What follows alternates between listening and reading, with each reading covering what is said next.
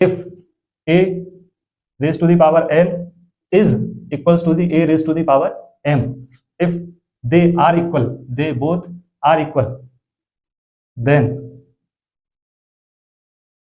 ये कंपलसरी अपने लिए हो जाएगा कि m will be equals to n। क्या समझे? जब हमें ऐसा दिया हुआ हो कि a raise to the power n is equal to a raise to the power m। अब इधर एग्जांपल 1 लिख देता हूं साथ में, 5 की पावर 3 इक्वल्स टू 5 की पावर क्या।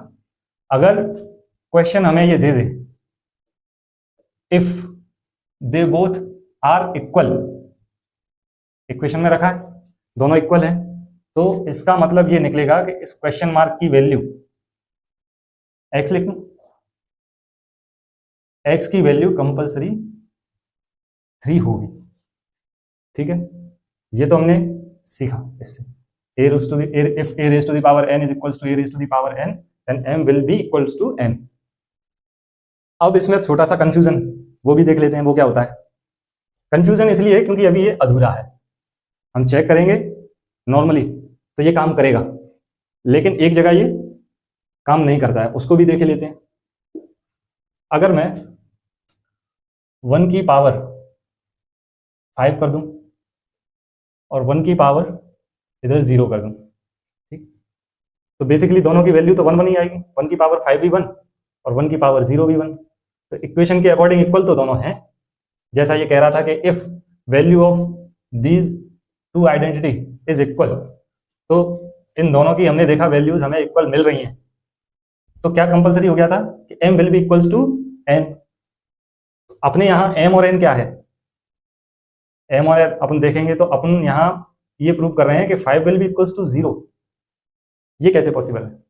पॉसिबल है नहीं है, ऐसा तो नहीं हो सकता। यहां हम पढ़ के आ रहे हैं कि सेम बेस पर अगर पावर हो और दोनों यूनिट इक्वल हो तो m will be equals to n, ये हमने यहां से देखा।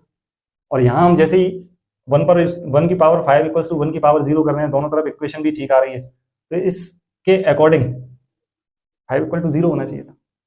लेकिन इसीलिए मैंने कहा कि ये अभी अधूरा है। This rule is valid for all the numbers accept 1, means a should not be equals to 1। अब आप ये समझ लो, ये आपकी हो गई पजल और ये हो गया उसका सॉल्यूशन। पजल शुरू हुई थी जब इतना पढ़ा था, जब इतना हमने जाना कि a की पावर n, a की पावर m ये दोनों बराबर होंगी तो m बराबर n होगा। ऐसे करके जब हमने यहाँ बेस में 1 को रखा तो 5 बराबर 0 हो गया। लेकिन जब इसको हम पढ़ेंगे तो आगे से याद रखेंगे कि बेस 1 नहीं होना चाहिए, ये सिर्फ तब ही काम करेगा। बेस अगर 1 हो गया, दिस इज नॉट वैलिड, इसकी वैलिडिटी फिर नहीं रहेगी। ठीक है।